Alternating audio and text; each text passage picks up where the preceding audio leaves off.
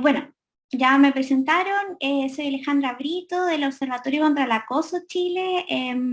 Fuimos hace un tiempo acoso callejero, pero ya hace un par de años empezamos a trabajar los otros tipos de acoso que se dan en distintos espacios, como el espacio educativo, el espacio público, que era denominado acoso sexual callejero, también el espacio digital, que con la pandemia se ha florecido mucho, y en el espacio laboral. Entonces, mi ponencia hoy día es sobre la ley 21.369, que como dijeron en los antecedentes, es una ley de reciente publicación. Ahí está mi currículum, está mi correo para que puedan también verlo si es que a futuro necesitan alguna orientación, tienen alguna pregunta, etcétera. Y voy a pasar la presentación. Ya. Como dijeron al principio, básicamente son 3 puntos los que vamos a abordar, como la violencia y la discriminación de género en la educación, el acoso sexual educacional, cuáles son las características de los tipos de acoso que podemos encontrar, estadísticas, ahí les vamos a comentar un estudio que hicimos como Observatorio contra el Acoso, y la nueva ley, su contenido, la obligación y los derechos que establece. Siguiente, pero primero contarles un poco quiénes somos como Observatorio contra el Acoso Chile y qué hacemos. Bueno, primero somos una fundación sin fines de lucro, es decir, una organización de la sociedad civil que tiene por objeto visibilizar el acoso como una forma de violencia de género y por lo tanto contribuir a su erradicación. ¿Cómo? A través de todo el trabajo que hacemos.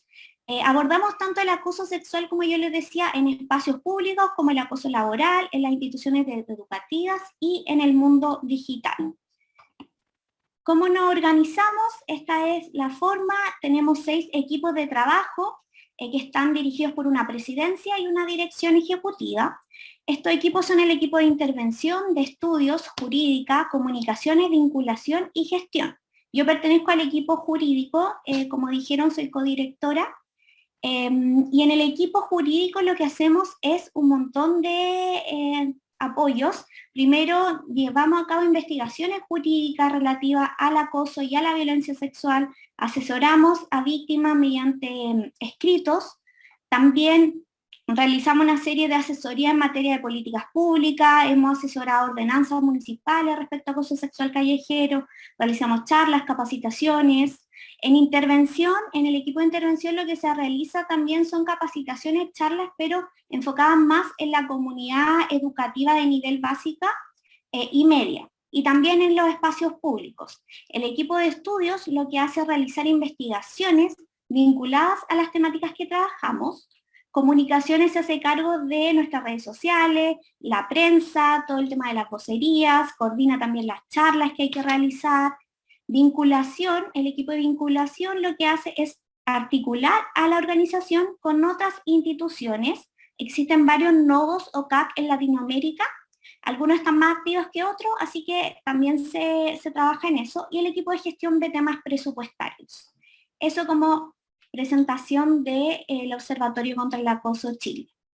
Y el primer tema que vamos a hablar es sobre violencia y discriminación de género en la educación. Y es un tema que podríamos estar hablando horas en realidad, así que yo lo quise acotar a ciertos aspectos para que hoy día pudiésemos tener una mirada conjunta y partir sobre ciertos supuestos.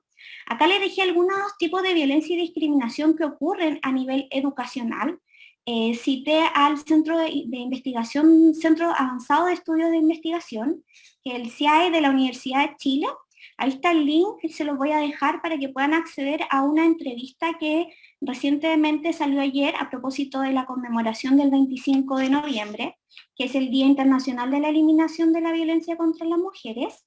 Y en esa entrevista me gustó bastante como para posicionar el tema hoy, porque se habla mucho sobre la violencia y la discriminación de género que ocurre en la educación superior, y es súper fácil, al menos me pareció muy bueno el enfoque porque era bastante fácil de entender. Entonces ahí se lo voy a dejar y voy a estar haciendo referencias a algunas de estas temáticas que salieron en esa nota. Entonces, ¿qué violencia y discriminaciones de género ocurren? Por ejemplo, vemos violencia sexual y dentro de esa categoría está el acoso sexual. Vemos también que hay ciertas orientación vocacional estereotipada, que le puse ahí, y que quiere decir que existen áreas del conocimiento o ciertas carreras que están mayormente feminizadas o masculinizadas. Vemos, por ejemplo, mayor presencia de mujeres en áreas como la enfermería, al revés, mayor presencia de hombres en áreas como la informática, en los negocios. Eso quiere decir la orientación vocacional estereotipada. También este centro señala que hay prácticas del aula que invisibilizan a las mujeres. Hay enfoques educativos con estereotipos y sesgos de género. También podemos encontrar discriminación a orientaciones sexuales diversas, a identidades de género diversas, y también existe una baja participación de las mujeres en ciertas tareas o también en cargos de liderazgo, ya sea estudiantil, académico, también a nivel de estamento administrativo. Esas son algunas de las violencias y discriminaciones que ocurren en el espacio educacional. Ahora, cuando nos preguntamos por qué ocurren, también es una pregunta muy compleja de hacerse, porque en realidad vemos que hay una serie de violencias y discriminaciones que existen en nuestra sociedad, en nuestro mundo, y que se traslada al ámbito educacional. Y aquí quise traer una explicación que da Alda Facio, que es una jurista feminista, y también ella es experta en derechos humanos, en derecho internacional de derechos humanos, ha asesorado a los organismos internacionales, y ella explica en palabras sencillas que en realidad lo que sucede es que nuestra sociedad construye determinadas categorías sobre la identidad de las personas, ya sobre su identidad, sobre las relaciones que existen entre las personas, y a esas relaciones, a esa identidad, las dota de ciertas características que necesariamente deben cumplir. Y en ese contexto podemos encontrar que existen relaciones de género, y las relaciones de género son construidas social e históricamente, no son algo que viene netamente de la naturaleza, de nuestros aspectos biológicos, sino que son construcciones sociales e históricas. Y en general se ha observado por los estudios de género, los estudios en general de las mujeres y en los movimientos feministas, que estas relaciones de género son favorables a los varones y discriminatorias para las mujeres. Y por eso se habla como de que existen relaciones de poder entre los géneros, entre los sexos. Esto muy someramente, podemos hablar larga y tendidamente sobre cómo se construye la violencia y la discriminación, pero también quise hablar sobre los estereotipos, porque efectivamente los estereotipos tienen que ver con ciertas características que se asignan a hombres, a mujeres o a las personas, y acá el centro de estudio dice que los estereotipos constituyen las ideas que ha construido una sociedad sobre los comportamientos que deben tener las personas en relación con el género, y son transmitidas de generación en generación. O sea, todas las personas tenemos estereotipos, eso ha sido construido por todo lo que nos rodea, por nuestra familia, por nuestra escuela, por la sociedad en general, y son producto de un aprendizaje. Y como son producto de un aprendizaje cultural, entonces podemos modificarlos. Y podemos modificarlos de una forma que no sea discriminadora o violenta para hombres, para mujeres y en general para las personas. Por eso traje a colación esta particular construcción y esta particular noción. Ahora, este centro de estudios también ya vinculado al ámbito educacional propiamente tal, dice que han observado que tanto las personas docentes en ejercicio como estudiantes de pedagogía y, como sucede en gran parte de la población, tienen creencias estereotipadas y expectativas que son diferentes respecto de las habilidades que esperan de niñas y niños o de mujeres y hombres. Por ejemplo, aquí se menciona que se espera que las niñas tengan mayores habilidades en lenguaje, en cambio los hombres tengan mayores habilidades en matemática, en aspectos lógico-racionales, ¿cierto?, las ciencias exactas, y no existe en realidad una base biológica que sustente estos estereotipos, pero son transmitidos en el entorno familiar y muchas veces son reforzados en los espacios educativos. Acá dice específicamente en la escuela, pero lo vemos también en todo tipo de nivel educativo. Y estas creencias y actitudes a menudo se traducen en un trato diferenciado, a niños, a niñas, a hombres, a mujeres. Esto podríamos decir que es una primera aproximación a por qué ocurren las violencias y las discriminaciones en el ámbito educativo. ¿Y qué podemos hacer? Bueno, podemos hacer muchas cosas. Aquí solo traje algunas de las que me parecieron más interesantes. Desde el Observatorio contra el Acoso hemos fomentado que es necesario que se promuevan políticas públicas y también institucionales de educación para prevenir estas violencias y discriminaciones desde una perspectiva que aborde un enfoque integral, un enfoque con perspectiva de derechos humanos y también un enfoque interseccional. Ahora, ¿qué ha dicho el Centro Avanzado de Estudios? Ha dicho que es necesario que reflexionemos sobre cuáles son nuestros propios sesgos y estereotipos de género, que cuidemos nuestro lenguaje, cómo nos comunicamos con las personas estudiantes, con las personas docentes, con el estamento administrativo. Evitemos el uso también de materiales educativos que tengan contenido discriminatorio o promuevan estereotipos y promovamos desde la primera infancia que todos los niños y las niñas tengan interés sin discriminaciones por ciertas áreas. Esos son algunos de los aspectos que se han relevado. Ahora me voy a enfocar más en el acoso sexual educacional, entendiéndolo como una conducta, una violencia sexual, como yo les comentaba, que ocurre en el espacio educacional, pero que también ocurre en otros espacios. Por eso vamos a hacer algunas precisiones respecto al concepto que aplican particularmente al ámbito educacional.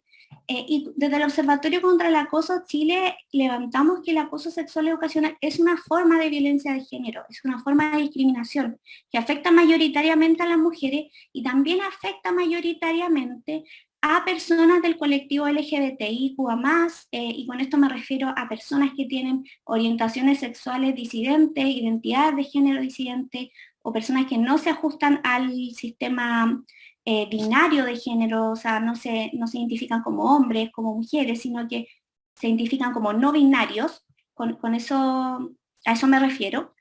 Y vamos entonces a abordar el acoso sexual educacional y las estadísticas. ¿Qué se entiende por acoso sexual educacional?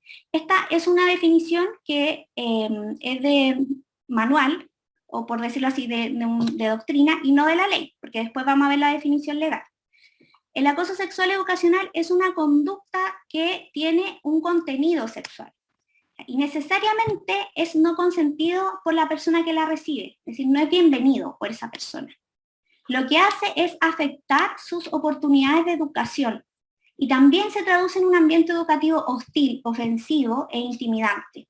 Como ya les estaba mencionando, es una forma de violencia de género, está reconocida como tal en los instrumentos internacionales de derechos humanos, particularmente en la Convención Belém do Pará, que les voy a comentar más adelante, y también vulnera el derecho a recibir una educación de calidad, vulnera una serie de otros derechos, por lo tanto es una conducta grave y que vulnera derechos fundamentales de las personas, y por eso lo que decíamos al principio de que las universidades y las instituciones de educación superior tienen que ser garantes de estos derechos y garantes de que no se produzcan estas conductas.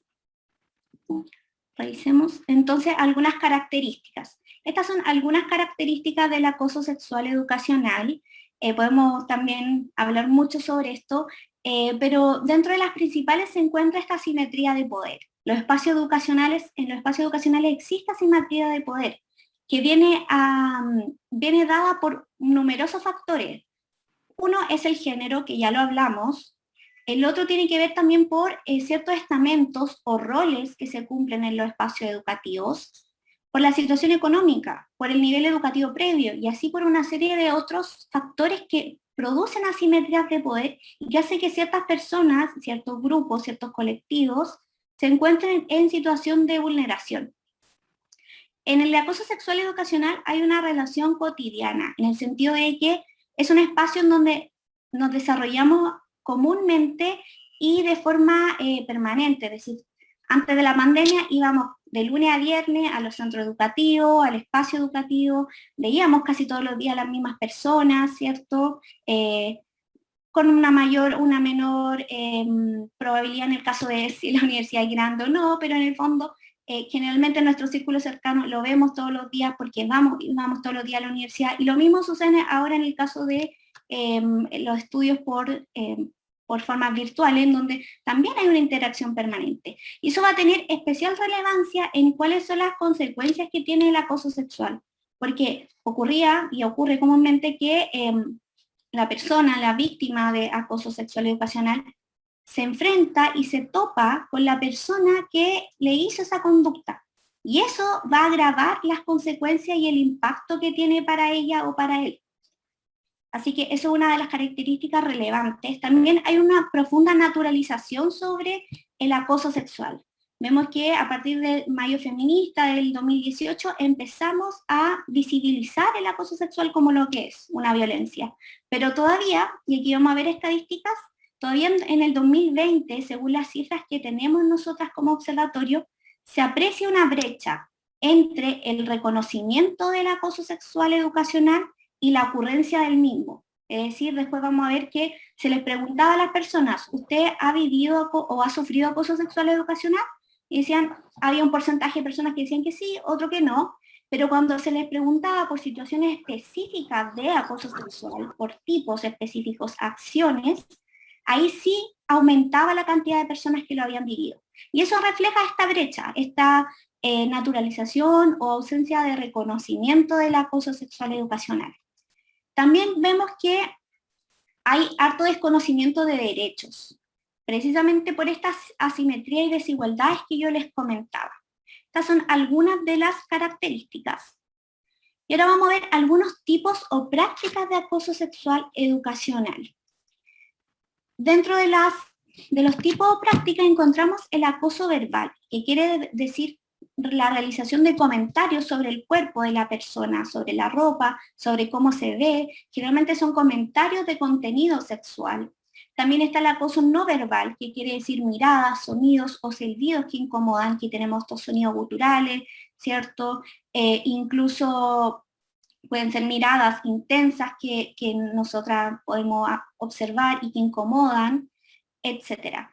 Se da también en una de las mayores cantidades de frecuencia el acoso físico, que quiere decir tocaciones en las partes íntimas o no privadas del cuerpo de las personas, genitales, seno, incluso cintura, brazos, piernas, presión de genitales contra el cuerpo, exhibicionismo, masturbación pública, todas esas son tipos de acoso sexual físico. También hay un tipo de acoso sexual audiovisual que se ha incrementado con la pandemia, lo hemos visto porque también nuestra presencia en el mundo digital ha aumentado. Y particularmente vemos que existe la toma y el envío de fotografías no con un contenido sexual que no se ha solicitado, grabaciones, llamadas, hostigamiento sexual por redes sociales, etc. Y la otra figura de acoso es una figura de acoso por chantaje, que quiere decir que se ofrecen ciertos beneficios, ciertas condiciones, bajo la realización de llevar a cabo ciertas conductas sexuales. Anteriormente se hablaba de favores sexuales, y en realidad ese concepto no es tan bueno, porque en realidad no da cuenta de que aquí en el chantaje, en el acoso sexual por chantaje, hay una relación asimétrica.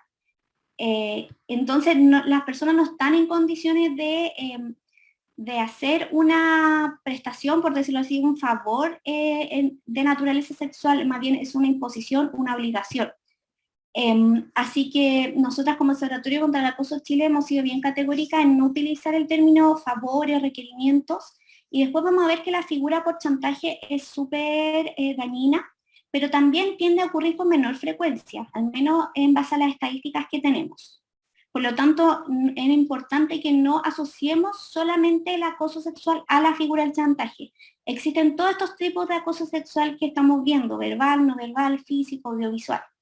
No se reduce solamente a la figura del chantaje.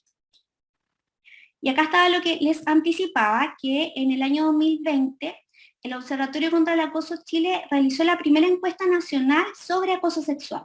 Y esta primera encuesta abordó tanto el acoso que se vive en los espacios públicos, el acoso laboral, en el contexto educativo y el ciberacoso. Esta fue una encuesta que se realizó en el marco de una iniciativa que se llama Junta en Acción, que es una plataforma de diversas organizaciones de la sociedad civil y recibió el apoyo financiero de la Unión Europea. Les invito a que puedan revisar esta radiografía. Yo ahora les voy a pasar a comentar solamente estadísticas de acoso sexual educacional, pero tiene estadísticas muy interesantes respecto de los otros tipos de acoso sexual. Así que muy invitadas e invitados a revisarla. Está en nuestra página web, en nuestras redes sociales, para que la puedan ver. Ya, acá traje algunas de las estadísticas y dentro de, dentro de los aspectos más interesantes de comentar es que vemos que el acoso sexual es un continuo. Cuando le preguntábamos a la persona si habían vivido situaciones de acoso sexual en términos amplios, sin distinguir los espacios, el 64% de las mujeres reconocieron haber vivido alguna situación de acoso sexual en los distintos espacios que yo les comenté, versus el 26% de hombres. Eso quiere decir que el acoso sexual no solo ocurre en el ámbito educativo, ocurre en realidad en todos los ámbitos en los que nos relacionamos, y es un continuo, lo vemos, ocurre a lo largo de toda nuestra vida y en los distintos espacios en los que nos relacionamos. Por eso se habla del continuo de violencia contra las mujeres y contra las disidencias. También hablábamos ya anticipadamente de la normalización, que el acoso sexual está muy normalizado. Y acá la estadística es súper clarificadora porque dice que del total de personas consultadas, solo el 12,07 reconoció haber sufrido acoso sexual educacional. Pero cuando les preguntaban por situaciones específicas, que fue lo que yo les comenté, esta cifra subió al 34,1%. Es decir, aquí hay una gran cantidad de personas que en un principio no reconocía que la situación que les ocurrió era una situación de acoso sexual educacional. Por edad. ¿Qué tenemos por edad respecto al reconocimiento de situaciones de acoso sexual educacional? Bueno, en términos amplios, el 41% de mujeres ha vivido acoso sexual educacional, en comparación al 26% de los hombres.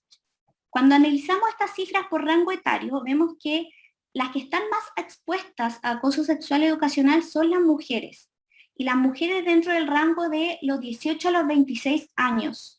Lo mismo ocurre con los hombres, están en ese rango la mayor cantidad de reconocimiento de situaciones de acoso sexual educacional.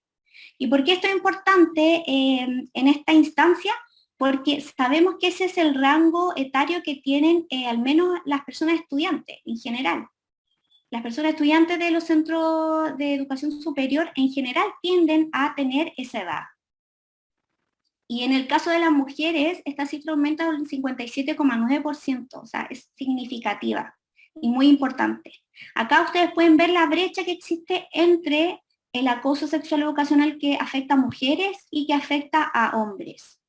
Y también los rangos etarios. En donde existe una mayor brecha es en el rango de 18 a 26, pero también, ojo, en el rango de 56 años o más. Son esos dos rangos extremos donde existe una mayor brecha entre hombres y mujeres. Esto está súper interesante. La verdad es que de estas cifras podemos analizar muchas cosas. Yo solamente traje algunas de los análisis que hemos hecho. Ahora, si hablamos de los tipos de acoso sexual que han sufrido mujeres y hombres, es decir, por sexo, acá están los que yo presenté antes, que es el acoso no verbal, verbal, físico, audiovisual y de chantaje. Vemos mayoritariamente que las mujeres sufren mayoritariamente acoso no verbal y acoso físico. En el caso de los hombres, esto está más diversificado. No hay un tipo de acoso que se eleve por sobre otro, pero también podríamos decir que si consideramos los tres primeros situaciones de ocurrencia, tienden a ser similares en hombres y mujeres. ¿A qué voy? Tanto como a las mujeres como a los hombres sufren mayoritariamente violencia física, no verbal y verbal. Eso es lo que nos dicen las cifras. Pero en el caso de hombres es bastante curioso porque el primer lugar de situaciones de acoso sexual se lo lleva la violencia física, luego la no verbal y luego la verbal. En el caso de las mujeres tenemos primero la violencia no verbal, luego el acoso físico y luego verbal. Es decir, hay una pequeña inversión. ¿Qué más nos muestra este gráfico? Nos muestra que en proporción el acoso audiovisual y de chantaje es de menor ocurrencia que los otros tres. Y en el caso de las mujeres hay una gran brecha en el acoso sexual educacional por sexo respecto del chantaje. Tenemos la representación de 4,2% versus hombre 2,8%. Y esto tiene que ver con lo que les comentaba anteriormente, que No debemos asociar solo el acoso sexual a esta figura del chantaje, de pedir favores sexuales, requerimientos sexuales, porque en realidad las estadísticas muestran que en términos de proporciones y de porcentaje es la menor cantidad de casos, sin perjuicio de que sean igualmente vulneradores de derechos y obviamente generan un impacto tremendo en la comunidad educativa y en las personas. Cuando hablamos de la persona victimaria, entonces, les preguntamos a las personas encuestadas quién mayoritariamente había sido la persona que les había acosado, cuál era el vínculo educativo que existía. Al lado izquierdo se muestran las mujeres víctimas y a los hombres víctimas. En el caso de hombres y mujeres, acá tenemos que mayoritariamente quienes los y las acosan son sus compañeros. Eso muestra la cifra. En el caso de hombres, la cifra es un poco más elevada, es a 76,5% versus mujeres 58,7%. Aquí ya hay una primera análisis de que existe un vínculo más bien horizontal en cuanto a el vínculo educativo con la persona victimaria. Pero si nos vamos a analizar ya punto por punto, vemos que en el caso de autoridades, las mujeres son mayoritariamente víctimas de acoso sexual educacional por las autoridades en comparación a los hombres. Tenemos un 5,9% versus un 3,9%, perdón. En docentes también hay una alta diferencia. Tenemos un 27,8% en el caso de mujeres versus en el caso de docentes un 14,5%. En el caso de ayudantes tiende a ser similar, 3,4% para mujeres, 3,3% para ayudantes. En el caso de apoderados o padres, también las mujeres tienen un número mayoritario, y donde me llama mucho la atención en el caso del personal auxiliar, porque vemos que son los hombres quienes mayoritariamente sufren acoso sexual educacional por parte del personal auxiliar. Eso como análisis general de estas cifras.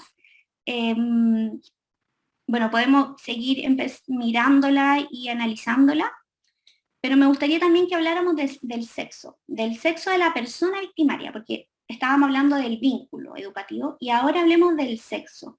¿Quiénes son las personas que acosan a mujeres y quiénes son las personas que acosan a hombres? Y acá vemos bastantes diferencias. En el caso de mujeres víctimas, quien mayoritariamente les acosa es un hombre, en el 71,7% de los casos. A hombres, en general, les acosa un grupo mixto, en el 26,7% de los casos. Aquí tenemos una primera diferencia muy radical y digna de hacer miles de análisis. En cuanto a cuando quien acosa es una mujer, también hay diferencias. A las mujeres en general las acosa otra mujer en un 2,8% de los casos, en cambio a los hombres en un 21,2% de los casos. También en el caso de grupos de mujeres es bastante bajo respecto de mujeres víctimas, y en el caso de hombres sube bastante a 9,4%. Otra de las cosas que me llama la atención de esta gráfica tiene que ver con el no sé, el no me acuerdo. No me acuerdo del sexo de la persona que me acosó. Porque son los hombres quienes tienen esta respuesta, mayoritariamente. No sé, no recuerdo. Y eso puede ser debido a múltiples factores. Acá yo podría analizar y podríamos decir que a lo mejor le sucede en menos proporción y por eso entonces tiende a ser menos significativo y recuerdan menos el sexo de la persona que les acosó. En el caso de la mujer que, como dijimos, mayoritariamente es un hombre quien le acosa, entonces eso está más grabado y es más fácil de responder en el caso de encuestas. En cuanto al nivel educativo del acoso según sexo, se preguntó también en la encuesta en qué nivel educativo se había vivido acoso sexual educacional. En el caso de hombres y mujeres, vemos que hay una cierta números similares en cuanto a que ambos experimentan más acoso sexual educacional en la educación media. Las cifras son bastante parecidas, 49,5, 49,3. O sea, ese es el espacio donde hay mayor riesgo de acoso sexual educacional. Luego las cifras también son parecidas en educación básica, un poquito más en el caso de las mujeres, que están 35,8 versus los hombres 30,5. En el caso de la educación superior también podemos decir que son cifras parecidas, y en el caso de los estudios de posgrado es donde se ve una cifra para analizar, porque se parece que las mujeres han vivido mayoritariamente acoso en el ámbito de los posgrados versus los hombres. Estas cifras obviamente sirven para empezar a analizar y adoptar medidas no solo en las carreras de pregrado, sino que también en las carreras de posgrado, los postdoctorados, los postítulos, etc. Y acá está la estadística sobre qué medidas han adoptado hombres y mujeres que han sufrido acoso sexual educacional luego de haber sufrido acoso sexual educacional, ¿ya? O sea, se les preguntaba si adoptaron algunas medidas luego de esta ocurrencia, y acá es muy interesante ver que tanto hombres como mujeres, la primera y la mayoritaria respuesta es que no han adoptado ninguna medida. En el caso de las mujeres un 53,6% y en el caso de los hombres un 73,4%. O sea, no se hace casi nada frente al acoso sexual educacional. Luego, si pudiéramos sacar entonces esa respuesta de análisis, vemos que las mujeres tienden a abandonar los lugares de estudio o también las situaciones sociales en las que se ven involucradas.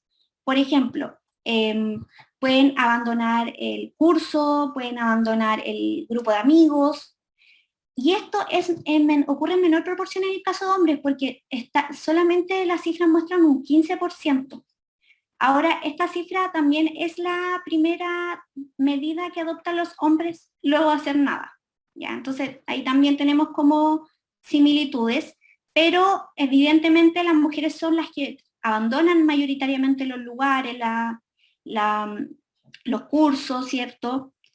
También en el caso de mujeres hay harto abandono de estudios, deserción. Tenemos una cifra del 9,1%, 9,2%, perdón, versus en el caso de los hombres que es el 1,9%. O sea, aquí hay harta brecha. En el caso de la vestimenta, también son las mujeres quienes suelen adoptar mayor cambio de vestimenta, con el 14,6% versus los hombres con el 5,4%. También se les preguntó si asistían a terapia, y las mujeres muestran una mayor asistencia a terapia que los hombres, y en el caso de defensa está un poquito parecido, pero igual podríamos decir que las mujeres son las que más experimentan.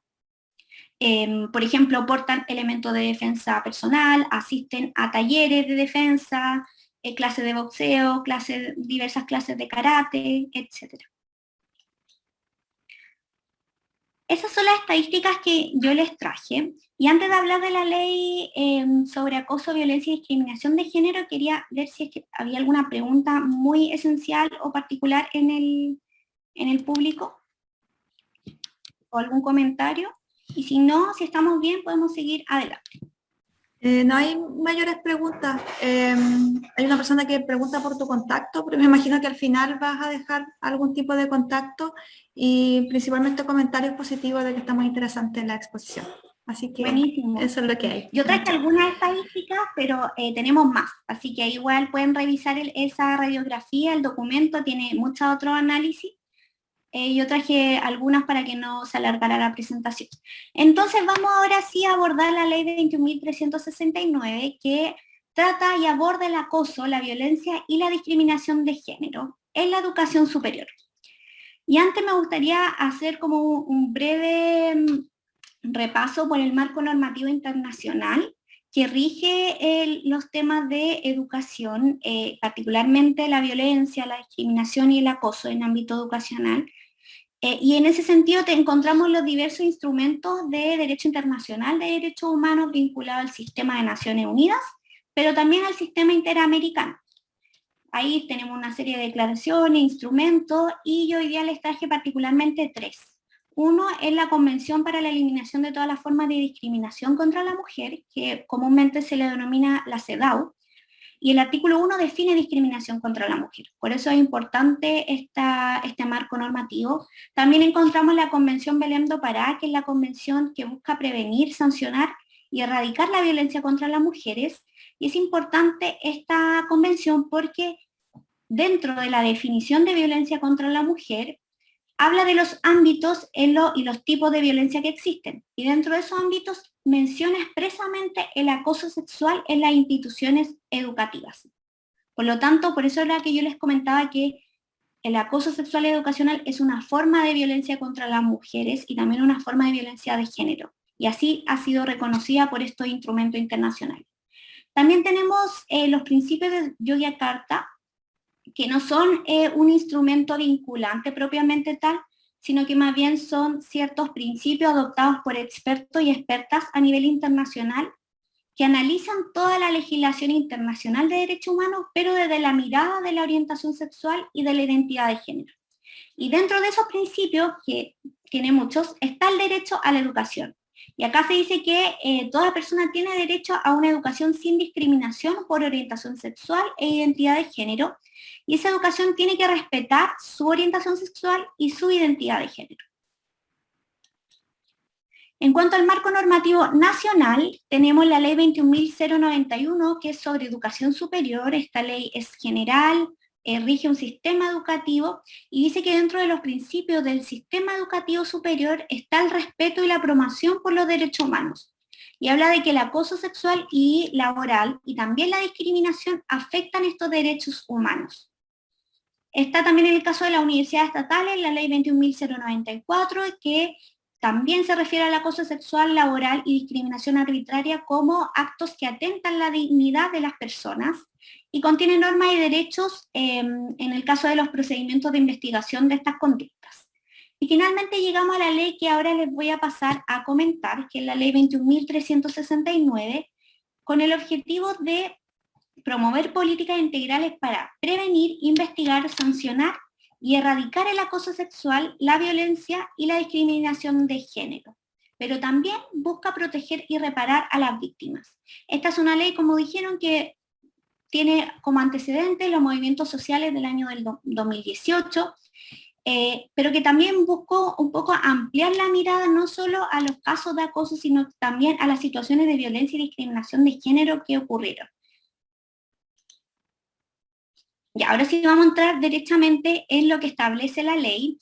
La ley dice que es una obligación de las instituciones de educación superior promover políticas integrales que prevengan, investiguen, sancionen y erradiquen el acoso sexual, la violencia y la discriminación de género, así como también políticas que tengan por objeto proteger y reparar a las víctimas. Todo ello entonces con el fin de establecer ambientes seguros y libres de violencia para todas las personas. Por lo tanto, lo que hace la ley es consagrar el derecho de todas las personas a desempeñarse en ambientes educativos libres de violencia y de discriminación. Entonces, ¿qué obligación establece en términos generales? Adoptar medidas para eso, para prevenir, investigar, sancionar y erradicar estas conductas. Y dentro de las instituciones de educación superior encontramos no solo a las universidades, sino que también a los centros de formación técnica, a los institutos profesionales, y también a las escuelas de formación de las Fuerzas Armadas, PDI, Carabineros y Gendarmería. Así que es una ley que entiende por instituciones de educación superior algo mucho más amplio que solo las universidades. ¿Cómo define la ley el acoso sexual educacional? Lo define de una forma que es bastante amplia y al menos desde el Observatorio contra el Acoso Chile estamos con plena concordancia respecto a esta definición. Y se habla de cualquier acción o conducta que tiene una naturaleza o una connotación sexual. Y acá entonces se habla de que puede ser de las formas que yo les comentaba, verbal, no verbal, física, virtual, telemática, y que es no deseada o no consentida por la persona que la recibe. Y en ese sentido, la ley reconoce que el acoso sexual atenta contra la dignidad de las personas, contra la igualdad de derechos, su libertad, su integridad física, sexual, psíquica, en fin, en una serie de otras afectaciones, y que también el acoso sexual crea un ambiente intimidatorio hostil o humillante. También puede amenazar o perjudicar las oportunidades de educativas de las personas, también el rendimiento laboral en el caso de acoso sexual educacional que afecte, por ejemplo, el personal administrativo, que también se entendería cubierto por la ley. Es importante esta ley de acoso sexual porque lo que hace es extender la potestad de las instituciones de educación superior a sancionar, a investigar no solo los hechos que ocurran dentro de las instalaciones físicas de la universidad, del instituto, sino que también a situaciones que ocurran fuera de estos espacios. ¿Ya? Acá tenemos el típico ejemplo que ocurría mucho, que no se podían investigar ni en general extender ninguna potestad sancionatoria investigativa respecto de conductas de acoso sexual que ocurrían en fiestas de compañeros, me refiero a fiestas en la casa de compañeros, o en otros lugares como discoteca, etc. Y lo que hace esta ley entonces es extender esa potestad a esos lugares. ¿Por qué? Porque entiende que en realidad cualquiera que sea el espacio físico, por decirlo así, donde ocurra acoso sexual educacional, este de igual modo va a tener una afectación o un impacto en la comunidad educativa. Y por lo tanto se habla también de que especialmente, ahí lo tengo en la parte de abajo, especialmente si es que esos hechos o situaciones afectan el buen desenvolvimiento de los fines y propósito. ¿Por qué? Porque se tiene en consideración que al final, si ocurre una situación de acoso sexual entre compañeros y no ocurre en una instalación de la universidad o del centro educativo, igual va a tener un impacto en la comunidad, igual va a tener un impacto en el día a día y va a tener impactos en cuanto a derechos educacionales, a las aulas, etc. Por lo tanto, ese fue el objetivo de la ley, de ampliar esa potestad de las universidades. ¿Qué más dice la ley? Dice que las instituciones de educación superior tienen que contar con una política integral que aborde estos tres tipos de conductas que yo les estaba comentando, y esta política debe incluir un modelo de prevención, un modelo de investigación, sanción y reparación que incluya protección a víctimas, pero además debe incluir acciones de prevención, de información y sensibilización, capacitación, estrategias comunicacionales para dar a conocer a la comunidad educativa que existe esta política, que existe normativa, promover una cultura que prevenga las situaciones de violencia sexual y discriminación, entre otras. También existe, la ley dice que la política debe contemplar un mecanismo de monitoreo y de evaluación de su impacto. Es decir, no basta solo ya con tener la política, el documento, sino que luego es necesario que se vayan analizando cuál ha sido el impacto de las medidas que se establecen, por ejemplo, del modelo de prevención, qué dificultades se han tenido en su implementación, etc.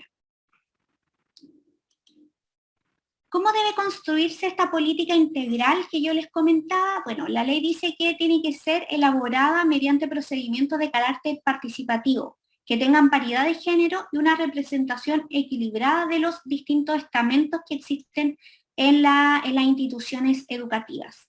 Asimismo, lo que establece la ley es que existan dos tipos de unidades separadas.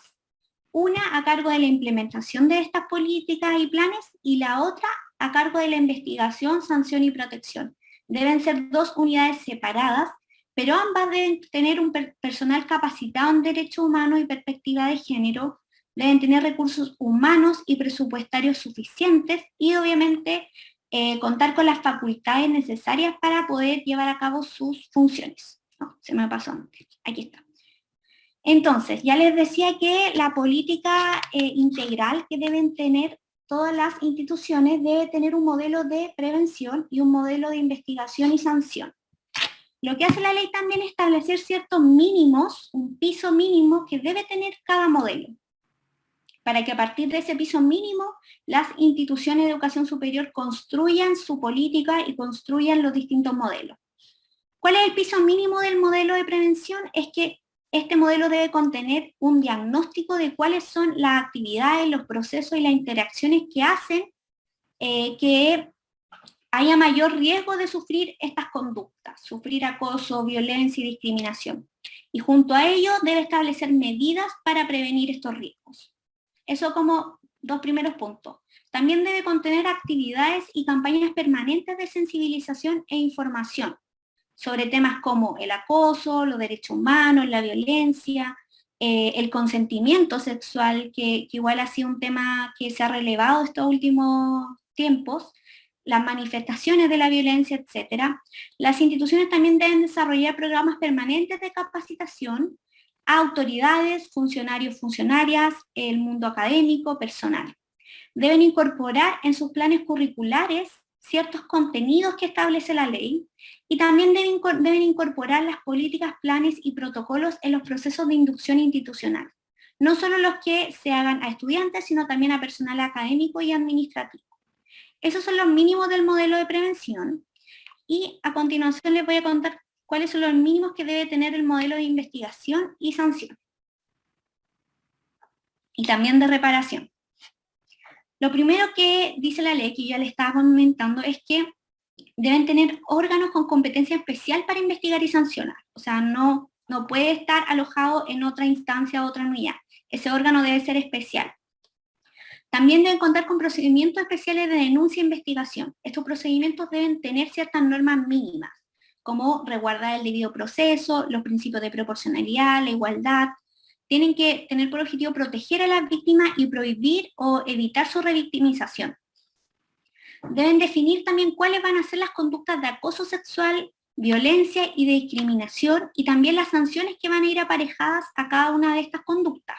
La ley, por ejemplo, hace referencia a la suspensión o inhabilitación de ciertos cargos, funciones, la remoción, la pérdida de la calidad de estudiante, imposibilidad de acceder a financiamiento, etc. ¿Qué más debe contener este modelo? Medidas de protección a la víctima durante toda la investigación, y por ejemplo, acá menciona la suspensión de las funciones, prohibición de contacto hacia las víctimas, ajustes laborales o curriculares que sea necesario implementar, y también contempla apoyo psicológico, médico, social y jurídico. Esa yo creo que es una de las grandes avances que establece la ley en ámbito de acoso sexual educacional en cuanto a medidas de protección a las víctimas. ¿Qué otras menciones? Bueno, en el caso del modelo de investigación tiene harta un mínimo, porque en realidad la idea es asegurar que se produzca una investigación y una sanción acorde a los estándares internacionales, acorde a la situación de las víctimas y acorde al impacto que genera también el acoso sexual y estas conductas de discriminación y violencia. Entonces también debe establecer medidas para asegurar que se haga un trato reservado de la denuncia, medidas para asegurar que el proceso de investigación avance, es decir, que no quede estancado, medidas para garantizar que este modelo sea conocido por la comunidad educativa, que la comunidad conozca los procedimientos de denuncia, las etapas, cuáles son los plazos de proceso, cuáles son los derechos, etc. Y también este modelo debe contemplar garantías para que las personas denunciantes y denunciadas puedan acceder a la investigación, puedan saber en qué va la investigación. En cuanto a la normativa interna de acoso, violencia y discriminación, la ley dice que esta normativa tiene que incorporarse en todos los contratos de trabajo, de prestación de servicios educacionales, convenios académicos, de investigación o cualquier otro tipo de convenios que se celebre. Si es que no ocurre esto, la ley lo considera como una infracción grave. Y el incumplimiento de estas obligaciones tiene que ser sancionado y fiscalizado por la Superintendencia de Educación Superior. Asimismo, la ley es bastante exigente porque indica que en el caso de que la institución no cuente con una política integral que contenga los modelos que les comentaba, con los mínimos que también ya vimos, en ese caso se establece la sanción de que las instituciones de educación no van a poder acceder u obtener la acreditación institucional de la ley 20.129, y eso significa que va a haber consecuencias en cuanto al acceso a financiamiento. Por lo tanto, es bastante estricta la ley en ese sentido. ¿Cuáles son los plazos de implementación de la ley? Eso es muy importante porque un primer plazo vence en septiembre del próximo año, o sea, queda nada, y la ley establece que luego de un año de su publicación, que fue publicada en septiembre de este año, así que por eso septiembre del 2022, se deben implementar los modelos de prevención y de sanción que fueron construidos participativamente.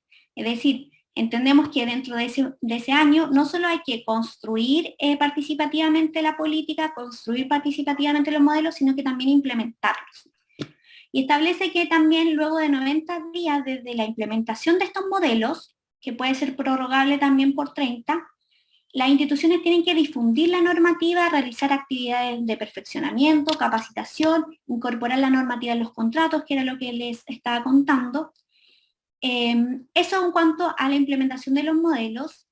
Y luego también establece un año para evaluar los modelos. Esa evaluación también debe ser participativa.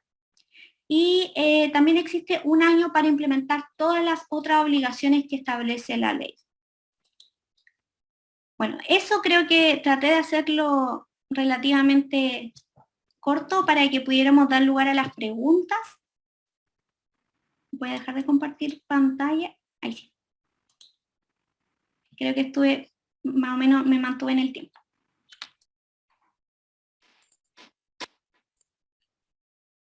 Sí, la idea es que podamos hacer las preguntas al final de las dos exposiciones para posteriormente dirigir las preguntas de acuerdo a al tema. No sé, Amanda, si tienes preguntas ya instaladas. No, de momento no hay más comentarios. Solamente algunas personas que habían avisado que se tenían que retirar por algunos compromisos y se habían despedido, pero no hay preguntas puntuales para Alejandra. Ya. Muchas gracias, Alejandra. Dejo con ustedes a la abogada Eileen Concha, quien nos expondrá acerca de los avances y desafíos de la UCSC en el contexto de esta ley. Hola a todos, muchas gracias por la invitación. Para mí es un honor poder participar después de Alejandra, que sé que se dedica mucho a este tema y es muy reconocida dentro de los abogados, así que agradezco la invitación. ¿Qué les puedo comentar? Debajo de mi experiencia, yo llegué a la universidad a trabajar el año 2017. Antes de este tiempo, la universidad como garante el respeto a la dignidad de la persona humana y de promover la buena convivencia entre toda la comunidad universitaria, ya había avanzado en varios temas, ya sea en el reglamento interno de higiene y seguridad para los trabajadores, ya sea en el reglamento de sumario que hay en la universidad, la figura del ómbuds que ya se estaba creando, pero si bien en el año 2017 se empieza a tomar más conciencia, igual como dijo Alejandra, de estos temas, las personas empezaron a ser más conscientes del acoso, la violencia y la discriminación, y en esos años empezó, Paola con un comité donde lideraba la Dirección de Apoyo a Estudiantes, estaba integrada por académicos y por la Federación y estudiantes de la universidad, a trabajar y poder empezar a crear una política, ¿ya? Una política que fuera transversal, que fuera una política de convivencia, que abarcara todo el tema de acoso, violencia y discriminación arbitraria. Si bien el año pasó así, el tiempo, ya estaba casi lista esta política, este trabajo, esta política de convivencia, en el año 2018 se aprueba esta política de convivencia y ¿qué viene a señalar esta política? Que en el fondo, espérenme, no me la sé tanto de memoria, pero la idea es que es una política de convivencia y prevención de la violencia en la Universidad Católica de la Santísima Concepción. Y que dice lo siguiente: la universidad, ¿cierto?, promueve el respeto a la dignidad de la persona humana y el buen trato entre los miembros de la comunidad universitaria a través de la formación, prevención y acciones orientadas a la erradicación de todo acto de violencia para mantener una sana convivencia que favorezca el desarrollo personal, académico y laboral de sus integrantes. la verdad que esta política es bien transversal, ya va dirigida a toda la comunidad universitaria y fue fruto de estos comités, ¿cierto?, que se formaron antes del año 2018. Y nace esta política del año 2018. Paralelamente, el año 2018 fue realmente muy acontecido en los temas de género, ¿cierto?, con los movimientos feministas que surgieron en todo el país y también surgieron en la universidad.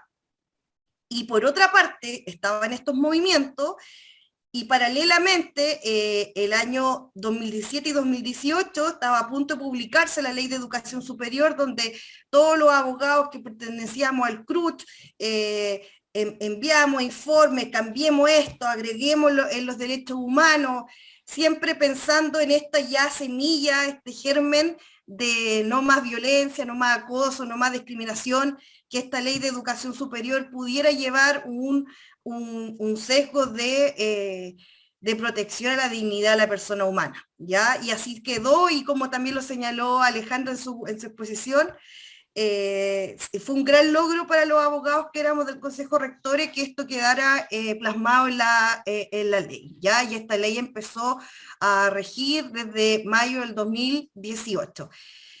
Bueno, ese fue otro acontecimiento el 2018, ¿cierto? Quedó la Ley de Educación Superior con esto de los derechos humanos.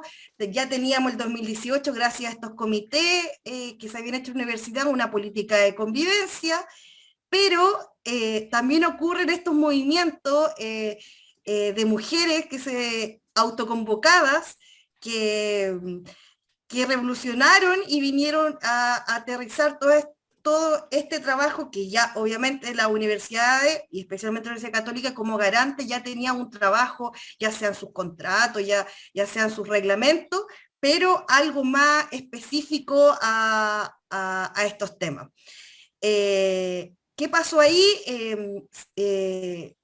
Las autoconvocadas llegan a una mesa de diálogo con las autoridades de la universidad y se firma un acta de acuerdo, ¿ya? Esta acta de acuerdo ahí la va a presentar Amanda, y es parte de la historia de nuestra universidad, porque por primera vez se sientan las autoridades con este movimiento feminista a conversar temas de acoso sexual, violencia de género, ¿cierto?, discriminación arbitraria o discriminación de género, y se llega a varios acuerdos que van desde la prevención, desde la investigación, la sanción, ¿cierto?, la reparación, y firmado tanto por todas las autoridades, y en esto nace crear un protocolo que sea desde la universidad, ¿cierto?, desde transversal para la universidad, para toda la comunidad universitaria, y me tocó trabajar a mí desde Secretaría General con este grupo de chicas autoconvocadas que venían con su propuesta de protocolo, la mayoría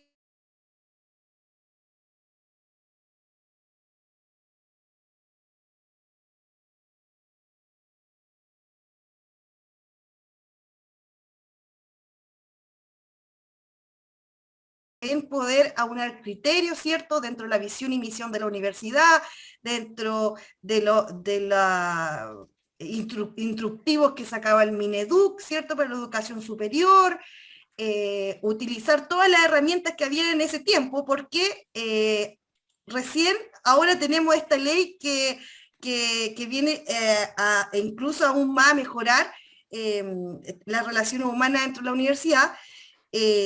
Así que fue un trabajo bien arduo poder aunar criterio jurídico y criterio ético, ¿cierto?, siempre en pos de la protección a la persona humana.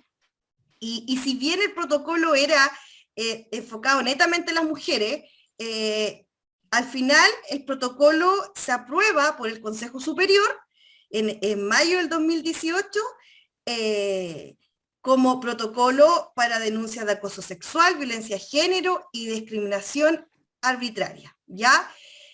Este protocolo si bien la idea principal era darle protección a las mujeres, quedó para toda la comunidad universitaria, ya para toda persona que componga la comunidad universitaria. Fuimos una de las primeras universidades en lanzar el protocolo, ya, y tuvo buena acogida, ya sea en la universidad, se hizo harta difusión, harta participación, y también tuvo muy buena acogida entre las universidades e instituciones externas, porque este protocolo contemplaba primero definiciones, ya dejábamos muy claro, definiciones bien amplias de qué era el acoso, con ejemplos, violencia, discriminación. Posteriormente había una etapa de prevención donde había difusión y participación, después otra etapa donde había investigación y sanción a través de los procedimientos sumarios, y posteriormente también se agregan unidades que radicada la Dirección de Apoyo a los Estudiantes para la reparación. Esto tenía médicos, psicólogos, trabajadores sociales, ¿cierto? Y bueno, Amanda ahí veía también los casos que llegaban, también le llegaban al Ombus. Entonces empezamos a tener otra visión cuando empezó la bajada de esto, y para culminar todo este trabajo que tuvimos con la autoconvocada y la universidad, se firmó ahí, hay una foto de la ceremonia donde están las creadoras de este protocolo, y con el antiguo rector, don Christian Schmidt, donde están firmando un acta, donde se deja registro de todo este trabajo que se logró entre los estudiantes y la universidad en conjunto con toda la comunidad universitaria. Después de esto hubo harto tiempo que estuvimos con el protocolo y con sumario, mucho sumario en la universidad, aplicando el protocolo, ayudando a las víctimas, y también para ello, y para mantener el sello de la universidad, se crea paralelamente en este año 2018 el Comité de Género. Ya se aprueba por el Honorable Consejo Superior la creación del Comité de Género. Este Comité de Género viene a reforzar el sello, visión, misión, y poder establecer líneas de trabajo para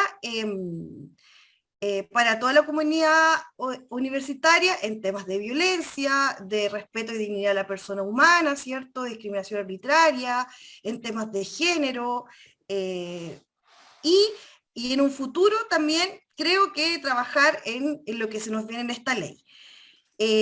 También me gustaría agregar que todo esto ha sido un trabajo continuo de todos, o sea, ya he dicho mucho que es toda la comunidad universitaria, pero la verdad que ha sido así, desde los funcionarios, desde agregar a los contratos de prestación de servicios educacionales a través de la DARA, agregar el nombre social, ¿cierto? El tema a los títulos profesionales,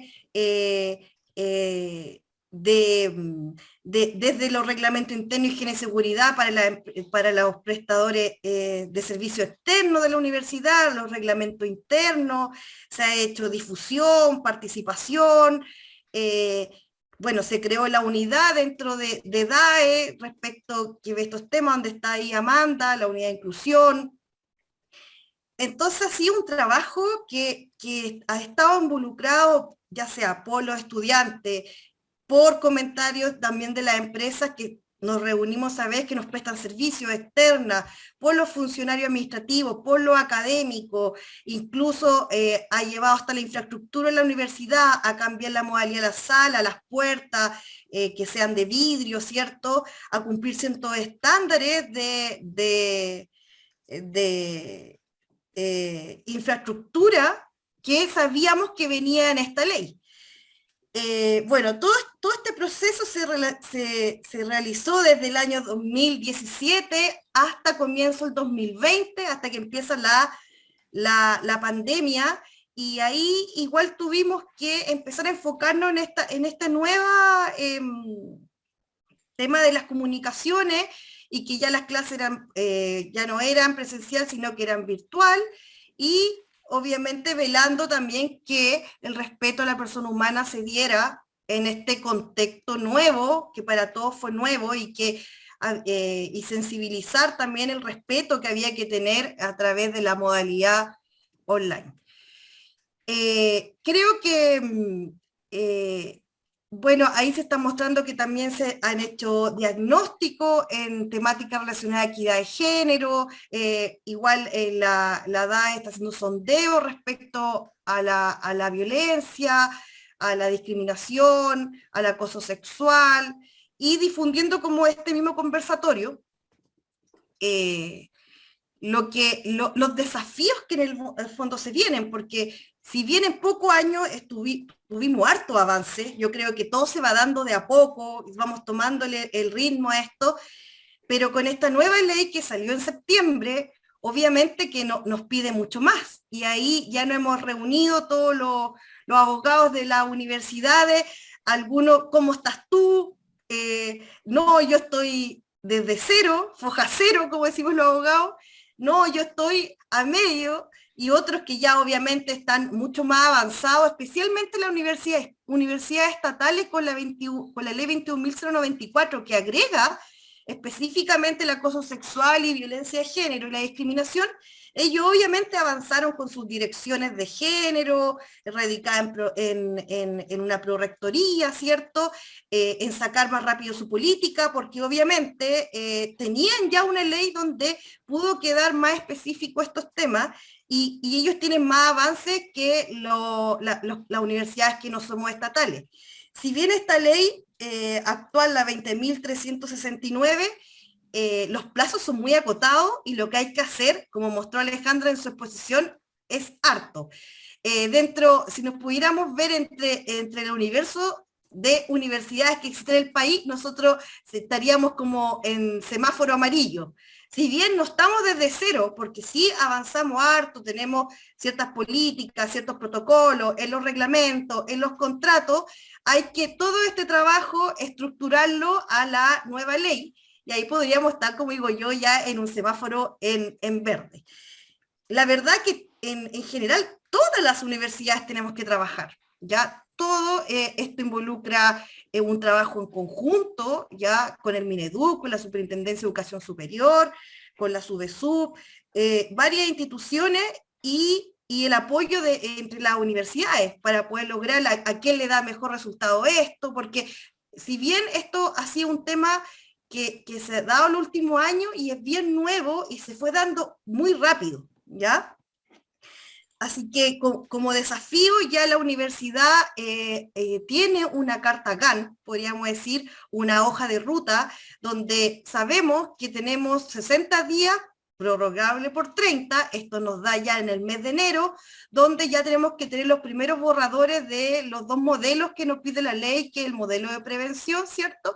Y el modelo de investigación y sanción, ¿ya? Ese es el primer paso que está dentro de la carta GAN, y estos modelos tienen que ser a través de un procedimiento participativo con toda la comunidad universitaria, tiene que posteriormente haber una difusión, tiene que trabajar gente que tenga expertise en temas de derechos humanos y de género. Así que, si ven, estamos en diciembre y es muy corto el tiempo que nos queda todavía para poder sacar estos modelos de prevención que ya se está armando el trabajo para poder lograrlo. Bueno, y posteriormente tenemos un año para poder organizar toda esta estructura de la universidad, que ya hay unidades, tenemos los profesionales para la reparación, están los sistemas de investigación y sanción separados, pero tiene que llegar un momento en que todo esto se unifique, tal como nos dice la ley, así que en esta carta GAN, después de poder sacar los modelos, los dos modelos que nos exige la ley, viene esta implementación y bajada, ya sea lo estructural, en los recursos económicos, que se va a tomar para poder lograr que a septiembre del 2022 podamos cumplir plenamente con la ley.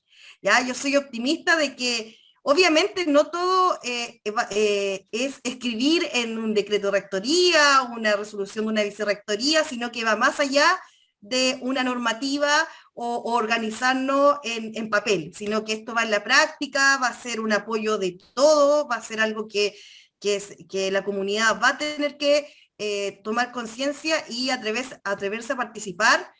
Y espero que seguir apoyando especialmente a la DAE en estos desafíos, así que eso es lo que les puedo comentar.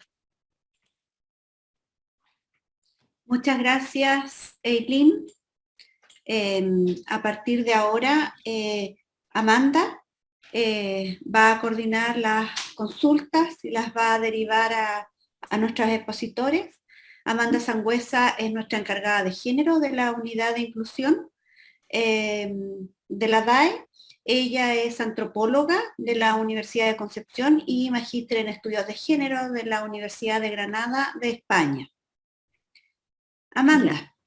Ya, hay algunas preguntas en el chat. Hay solo dos, así que voy a leer una primero y después otra. Son las dos dirigidas a Alejandra. Por un lado, Consuelo Torres dice: hola, soy estudiante de trabajo social de la UCSC. Mi pregunta es, ¿cómo la universidad puede investigar casos que suceden fuera de la universidad? Por ejemplo, en una fiesta con amigos. Sí. ¿Me hace esa primero y después si quieres, leo dos primero. No, mejor. Ya, una, ya. Sí. Sí, mira, lo que pasa es que lo que establece la ley es que las universidades también pueden investigar esas conductas de acoso y de violencia y discriminación de género que se produzcan en lugares distintos a las instalaciones oficiales de la universidad.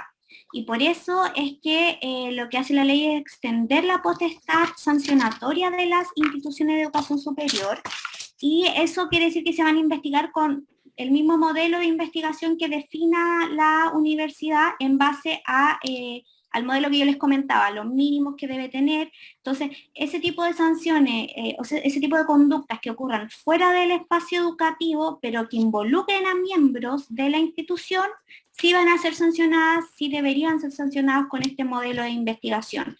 Y ese modelo de investigación debe tener los mínimos que yo les comentaba. No sé si apuntaba eso la pregunta. Sí, yo creo que sí. Gracias, Alejandra. Otra pregunta de Héctor Abarca, él es académico de la Facultad de Ciencias Sociales, Historia y Comunicaciones. Dice, considerando que todo el trabajo de prevención, apoyo y reparación hacia mujeres agredidas es necesario y se debe seguir realizando cada vez con más energía, su pregunta apunta a consultas sobre propuestas que se puedan dirigir hacia los varones con el propósito de generar cambios y prevenir las conductas violentas. Hace mención en la ley al trabajo con varones para avanzar en esta materia. Sí, en realidad no se hace como una mención explícita a solo tiene que trabajarse con mujeres o solo tiene que trabajarse con hombres, sino que en realidad la ley es más transversal y habla de trabajar no solo con hombres y mujeres, sino que también con toda la comunidad educativa, con todos los estamentos también. Eso es importante, decir que no exista ningún estamento subrepresentado o sobrerepresentado en la creación de esta política, en la creación de estos modelos, y en ese sentido la idea es que todas las políticas, todos los planes y los protocolos que se establezcan en virtud de la ley sean transversales, es decir, apunten tanto a mujeres como a hombres y apunten tanto a estamentos académicos como estudiantiles y también administrativos. Entonces la ley es un poco más transversal, porque entiende que en realidad, como lo vimos por ejemplo en las estadísticas, también hay acoso sexual que afecta a hombres, aun cuando mayoritariamente afecta a las mujeres, y también hay acoso sexual que afecta a los otros estamentos y no solo al estamento educativo. En ese sentido es más amplia y no lo acota solo a una determinada función, rol o estamento. Muchas gracias, Alejandra. Hay otra pregunta que tiene que ver con la inconstitucionalidad. ¿Existe algún tipo de de tema con la Constitución, en el sentido de que las universidades se supone que tienen que ser que tienen como autonomía para el contenido curricular, ¿cierto? Y todo eso, porque esta ley señala que es como transversal en el currículum ciertos contenidos. Entonces eso no es como, no puede entrar en conflicto, podría entrar en conflicto a lo mejor con la Constitución Pero buena de autonomía. pregunta. Sí, súper buena pregunta. Bueno, la autonomía de las universidades no es una autonomía constitucional, es una autonomía legal, porque está establecida en la ley, en las leyes que mencioné recién, la ley 21.094, que es de educación superior, en el caso de las universidades estatales. Eso como primer punto es una autonomía legal y no constitucional. Podríamos discutir si es que es necesario elevarlo a rango constitucional o no, ese es otro tema, pero eso es lo que rige hoy en día. Y desde esa materia no se entiende como una afectación a la autonomía de las universidades, porque en realidad lo que hace la ley es establecer ciertos mínimos que debe tener el modelo de prevención y que debe tener el modelo de investigación. Por lo tanto, las universidades y en general los institutos y las instituciones de educación superior pueden complementarlo con otras disposiciones o simplemente ajustarse a esos mínimos. ¿Y por qué la ley establece mínimos? Porque entiende que son los mínimos, valga la redundancia, para que se desarrollen ambientes educativos libres de violencia, entendiendo que eso también va en la línea con los derechos fundamentales que están en nuestra Constitución. O sea, si uno lee nuestra Constitución, también establece derecho a la educación, el derecho a la libertad personal, a la integridad física, integridad psicológica, y las conductas de acoso sexual, de discriminación, de violencia, afectan esos derechos. Entonces, no se puede entender que sea como contrario a la Constitución el que la ley establezca ciertos mínimos. No sé si me expliqué Sí, súper bien. Y lo último que estaba como de la mano con la primera pregunta, que la misma estudiante pregunta con el tema de investigar casos que ocurren fuera de la universidad. Lo que yo entiendo al menos con lo que tú dijiste es que la universidad puede sancionar ciertos hechos, pero la investigación propiamente tal no debería estar a cargo de fiscalía o de otra entidad.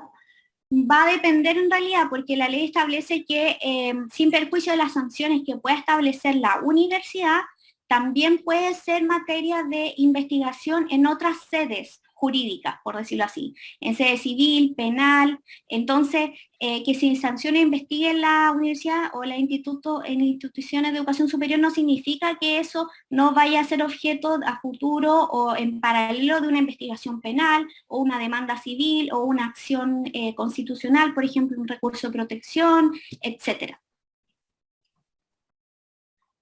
Sí. Amanda, a mí me gustaría agregar dos cosas respecto a las preguntas que se realizaron.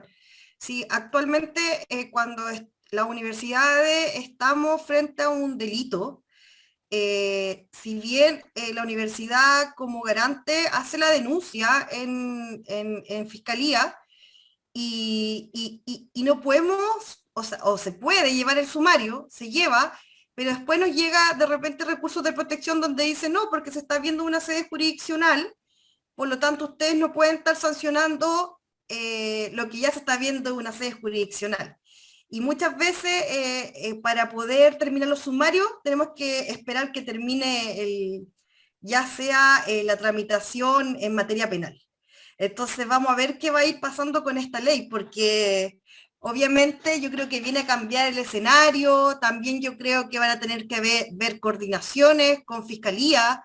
Siempre nosotros trabajamos en coordinación con ellos, les hacemos las consultas, porque la idea es también no haber un doble juicio, ya sea administrativo institucional y a la vez un juicio penal, y cómo nos vamos a coordinar en eso con esta nueva ley. Así que es igual es un desafío que lo tenemos que ver una vez que ya esté implementado y los modelos, ¿cierto? Y empiece ya a regir con mayor precisión, porque es bien nueva, pues si ya llevamos recién 2 meses, recién estamos haciendo estas cartas GAN, viendo cómo va a ser la implementación, dándola a conocer, pero es un desafío hacia adelante tremendo y va a ser parte de la cultura universitaria, ¿ya? Entonces, eso es súper importante.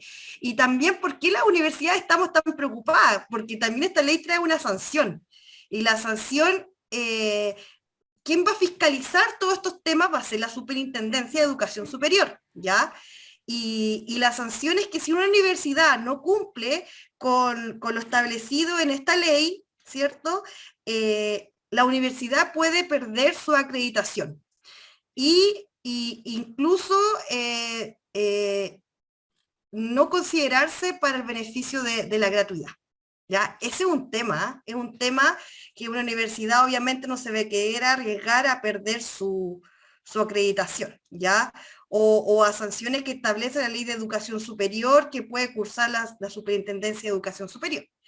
Entonces, no todos están preocupados por la sanción, sino que todos están preocupados porque tenemos que cumplir y ponernos a la altura de esta ley. Así que eso igual quería agregar que es muy importante y que además la universidad va a tener que hacer todos los esfuerzos para que todos participen, es decir, ojalá que todos estén muy animados en este tema, porque la ley nos pide harta participación de todos los estamentos, ¿ya? Y además la difusión. Eso quería agregar, Amanda. Gracias, Eileen. Así que a participar entonces de esta instancia y de otras futuras que seguramente van a venir. Muchas gracias, Eileen. Le voy a dar la palabra a Norma Pradenas. Ella es académica de nuestra universidad, de la carrera de Trabajo Social, y además es el ombus de la universidad, la ombus. Así que, Norma, le doy la palabra. Gracias, Paola. Buenas tardes a todos. Gracias por la exposición, Alejandra. Fue muy clarita. Siempre quedan muchas dudas y una de las dudas que yo tengo... pero antes quiero felicitar a Paola y a través de ella, a Amanda y a todos los integrantes de la DAE, a la unidad de inclusión, por enfrentar este tema y estar oportunamente difundiendo. Bueno. Mi pregunta es, Alejandra, y Alejandra me quedó la siguiente duda, por las circunstancias del tipo de violencia, específicamente la violencia no verbal, el tipo de violencia no verbal. ¿Por qué?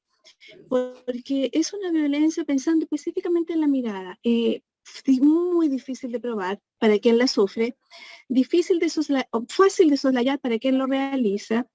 Entonces,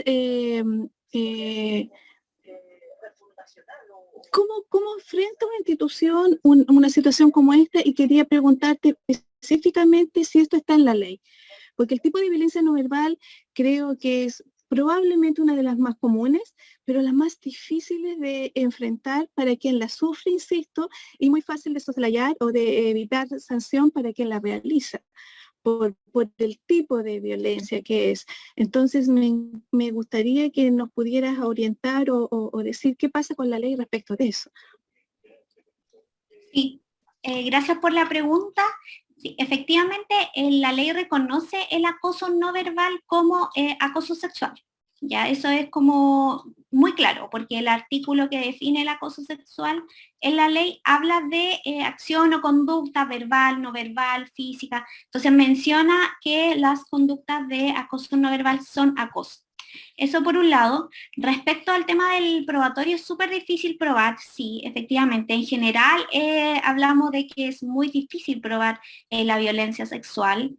En temas educacionales a mí me da la sensación de que es un poquito menos difícil probar un poco porque los estándares son distintos. Ahí decía, Aileen ya habló un poco de como de esta problemática con la sede penal, la investigación que realiza la Fiscalía. Esas investigaciones tienen estándares mucho más elevados para probar las conductas de violencia sexual. En cambio, en el ámbito educativo no hay una exigencia tan exigente, valga la redundancia, de probar estas conductas. Entonces sí hay un tema probatorio importante, ahí es necesario incorporar otro medio de prueba como testigos, ciertas cámaras, últimamente se ha como existido una mayor cantidad de cámaras que se instalan en los espacios educacionales, también en el caso de virtual, igual siempre hay alguien que está atento y mira y se da cuenta que hay algo que no es normal que está ocurriendo. Entonces ese tipo de aperturas a los medios de prueba es importante considerarlos, es decir, no necesariamente tener la grabación significa que voy a dar por acreditado el hecho, sino que también considerar todo el contexto que hay detrás, todo el contexto del impacto y testigos. Es decir, no tener una mirada como tan estricta sobre la prueba. Respecto como a qué puede hacer la universidad, si no me equivoco, esa era como la segunda pregunta vinculada al acoso no verbal. Ahí yo creo que fundamentalmente es visibilizar, capacitar, difundir, realizar campañas de sensibilización que promuevan y que hablen expresamente de que el acoso no verbal es acoso, y por lo tanto las personas deberíamos adoptar ciertas conductas que no discriminan o no hagan sentir mal a las personas. Y en el fondo darle la relevancia que tiene, que es un acoso y que produce impactos iguales que un acoso físico, igual que un acoso verbal. Un poco no subestimar esa figura del acoso sexual. Gracias, Alejandra. ¿Hay alguna otra pregunta, Amanda, que te haya llegado a ti? No, no tengo más preguntas. Ya, muchas gracias a todos y todas.